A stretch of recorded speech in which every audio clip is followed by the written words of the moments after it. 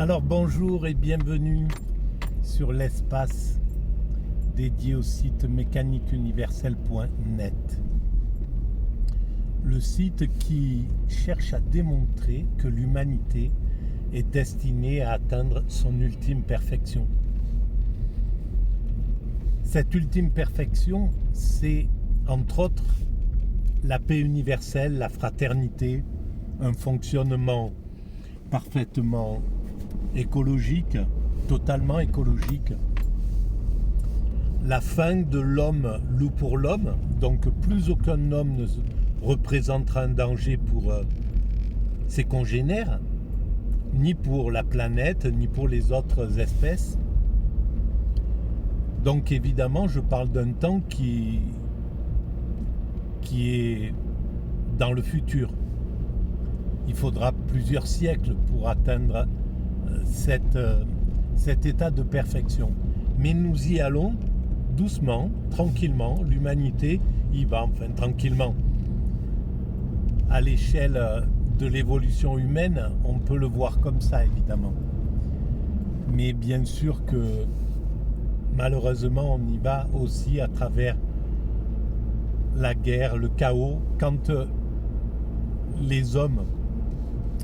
les dominants ne savent plus comment gérer une situation qu'ils ont engendrée la plupart du temps, quand ils n'arrivent plus à trouver la solution pour passer de façon pacifique, eh bien c'est malheureusement la violence et la guerre qui s'imposent. Ils imposent la violence et la guerre au peuple pour régler finalement les problèmes qu'ils n'arrivent pas à régler d'une autre manière. Mais ça se fait de façon inconsciente. S'ils étaient conscients, évidemment, ils ne le feraient pas. C'est juste parce qu'ils n'ont pas de conscience de ce qu'ils vont produire, de ce qu'ils sont en train de produire. Et donc là, par exemple, avec l'Ukraine, comme ils ne savent pas comment sortir de cette nasse qu'ils ont créée en réalité ensemble, hein, l'Occident et les Russes de concert ont créé voilà, évidemment pas de façon déterminée mais de façon inconsciente. Et donc bien souvent c'est ce qui s'impose, c'est-à-dire la guerre. Alors il y a des moyens de pouvoir sortir de cette nasse. Mais ces moyens-là exigent justement la prise de conscience de ce qu'on est en train de réaliser.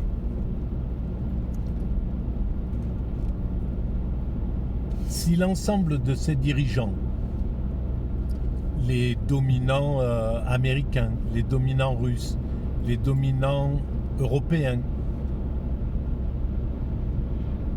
qui sont à la manœuvre en réalité de cette violence. Les Chinois, si on remarque bien, ne sont pas belliqueux, ce sont pas des civilisations actuellement qui sont offensives, qui cherchent à s'imposer par la violence. Elles cherchent aussi à s'imposer, à imposer leur leadership, c'est légitime, mais elles essayent de le faire dans les règles qui sont établies par l'humanité, c'est-à-dire derrière les règles de l'ONU, etc., du marché, voilà. Ils essayent de prendre des parts, de s'imposer à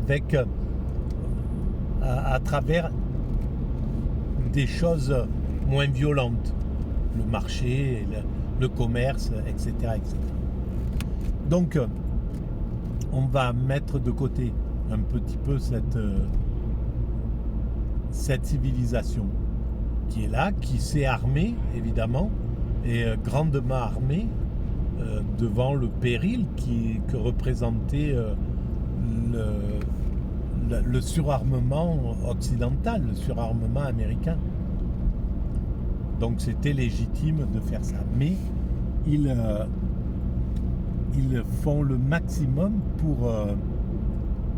pour essayer d'aller vers un partage du leadership.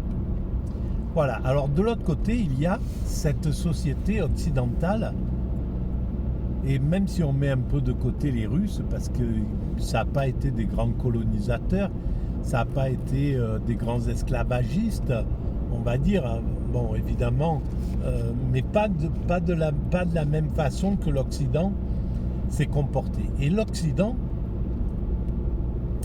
a 400 ans, 500 ans, 600 ans d'esclavagisme et puis après de colonialisme. Et donc ça a forgé une psychologie des dominants occidentaux bien particulière. C'est normal, hein, ça correspond à la psychologie d'un esclavagiste, de quelqu'un qui a des esclaves. Eh bien elle est forcément narcissique, paranoïaque, parce qu'il a toujours peur que l'autre le renverse, et méprisante. Il faut à tout prix qu'il se sente supérieur et qu'il pense que celui qu'il met en esclave n'est pas humain en somme, puisqu'il peut le mettre en esclave. Parce que ce sont des gens qui, à l'origine, sont croyants. Donc, les premiers esclavagistes américains, eh bien, ils croyaient au Christ, etc., à Jésus-Christ, à Dieu, voilà, peu importe quel Dieu. Mais ils étaient obligés de penser que ceux qu'ils mettaient en esclavage,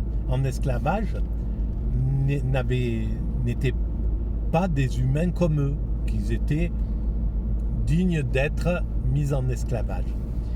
Et en fait, cette mentalité qui s'est après prolongée quand l'Occident a fait tomber l'esclavage et qu'il est parti en colonisation, c'était la même chose.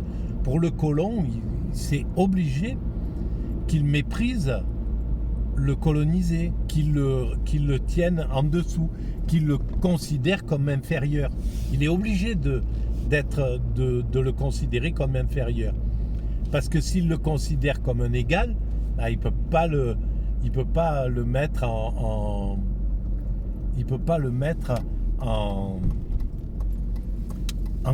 colonisation. Il peut pas le coloniser en réalité. Il est obligé de le sous-estimer, de minimiser son humanité au colonisé. Et cette mentalité, à la fin du colonialisme, elle est passée dans le néocolonialisme.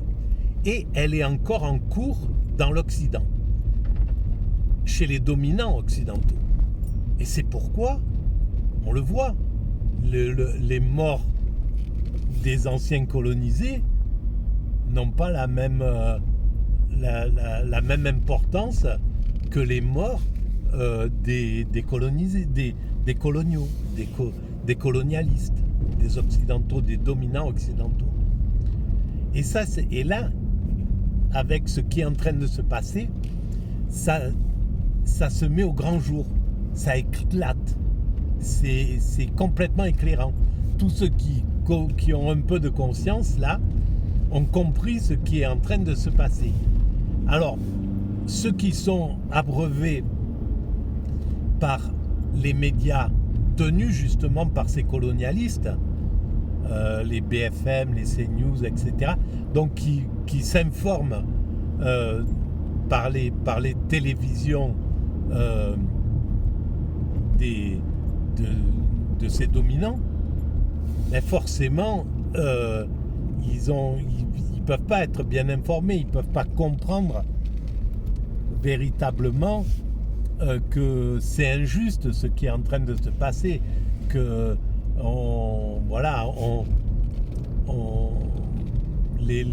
les morts dans les guerres, les morts musulmans, les morts africains, même si c'est des tueries de masse quasiment, et que l'Occident finira à un certain moment par décréter comme tel, et comme peut-être des génocides, peut-être des... Voilà, en tout cas, l'ONU, les grandes instances, pour l'instant, elles sont vampirisées par les Occidentaux, et donc ils ne peuvent pas vraiment s'affirmer, ils ne peuvent pas vraiment dire, bon là, on se comporte vraiment d'une manière abominable. Mais ça viendra, c'est obligé. Et justement, les excès qui sont en train de se produire, que ça soit en Palestine ou ailleurs, ou avant ce qui s'est produit en Irak, en Syrie, etc. Et puis la façon dont on considère les migrants qui meurent en mer, on n'accepterait jamais que ce soit des blancs qui vivent ce genre de drame. Eh bien, cette façon totalement injuste pour quelqu'un qui est révolté par l'injustice, il ne peut pas accepter qu'on fasse, voilà, enfin on le voit, qu'on compare à l'avantage des Occidentaux, à l'avantage des dominants occidentaux, les morts des deux côtés, et qu'on puisse tuer des dizaines de milliers d'êtres humains, et sans dire quoi que ce soit, en laissant faire quasiment, et puis de se révolter quand il y a quelques morts du côté occidental. Et voilà, c'est quelque chose, tout être humain qui est révolté par l'injustice le ressent. Mais bientôt, ça sera universel.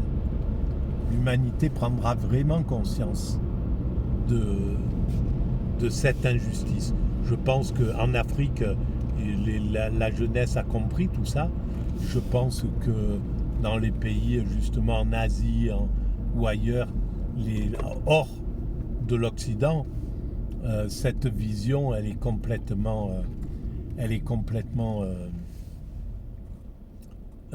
évidente. Donc, ça va changer forcément. C'est quelque chose qui va être obligé de... C'est quelque chose qui va être obligé de... C'est bon ? D'accord. C'est quelque chose qui va être obligé d'évoluer. Et donc, voilà, on va sortir de ça. Et alors, il y a une chose qui est intéressante, c'est que, à mon avis,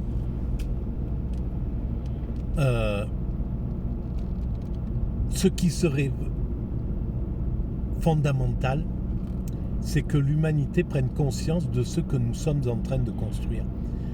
Le jour où l'humanité comprendra qu'elle est en train d'amener l'humanité à son ultime perfection, parce que c'est la logique, c'est ce que nous faisons inconsciemment depuis qu'on s'est séparé des autres primates, et qu'il est temps maintenant de le faire de façon consciente, et donc passer alors sur la collaboration, sur l'entraide, au lieu d'évoluer à travers la guerre et la destruction et la violence, évoluer à travers les valeurs positives de l'humanité qu'on connaît bien, hein, on sait faire, on sait évoluer de façon bienveillante, on sait le faire pour quand il s'agit d'envoyer nos enfants à l'étranger avec Erasmus ou autre chose. On sait faire les choses, on sait faire des colloques universels, on sait rassembler l'ensemble de l'humanité derrière des pôles bien précis, derrière l'ONU, derrière l'UNESCO, derrière les Jeux Olympiques, etc. Donc on sait faire tout ça. Donc maintenant, il est question de faire prendre conscience à ces dominants qu'ils doivent lever la tête, qu'ils doivent regarder, qu'ils doivent comprendre que c'est absurde de se battre sur cette planète, là où nous sommes là. Nous sommes posés sur cette planète qui se promène au milieu de l'univers, d'un univers infini dont on ne connaît pas ni les limites ni rien. On est perdu au milieu de cet univers sur une planète qui apparemment est on voit pas d'équivalent, qui a, grâce à Dieu, des arbres, un écosystème, enfin, qui est un paradis potentiel, et que c'est complètement con de se battre, de se détruire, de s'autodétruire, plutôt que de s'entraider pour amener cette humanité à sa perfection, puisque c'est notre but. Donc ça, je pense que il va falloir travailler à faire émerger cette prise de conscience. Quand cette prise de conscience sera faite, quand on comprendra que notre but c'est d'amener l'humanité à sa perfection, et la perfection c'est pas que la paix universelle, c'est l'accession à l'extase, au nirvana, à l'éveil, à la sagesse. Ça, je le démontre sur la mécanique universelle, sur mon site. Et bien, le jour où l'humanité prendra conscience de ça, mais c'est fini, il ne peut plus y avoir de guerre, parce que après, ça devient complètement con. Mais intellectuellement parlant, de continuer à se bagarrer, alors qu'on sait que notre but, c'est d'atteindre cet état de construire cette perfection universelle. Voilà. Et si on analyse bien l'évolution de l'humanité entre les origines et aujourd'hui, on voit qu'on va forcément dans cette direction-là. Voilà. Si on trace une ligne d'évolution, on se rend compte que la finalité, c'est la perfection universelle. Voilà. Donc, il est question, là, d'essayer de répandre cette idée. C'est ce que j'essaye de faire un peu péniblement à travers mon site Mécanique Universelle ou l'espace vidéo que voilà. Donc je vous engage à, si vous trouvez que ça peut avoir du sens, tout ce qui est dit là, même si c'est mal dit et pas l'œuvre d'un universitaire, mais si vous pensez que ça a du sens, eh ben, vous pouvez répandre cette idée, vous pouvez mettre des pouces, vous pouvez vous abonner, vous pouvez envoyer le lien à vos amis ou ailleurs, le lien de ces vidéos, et puis vous pouvez laisser des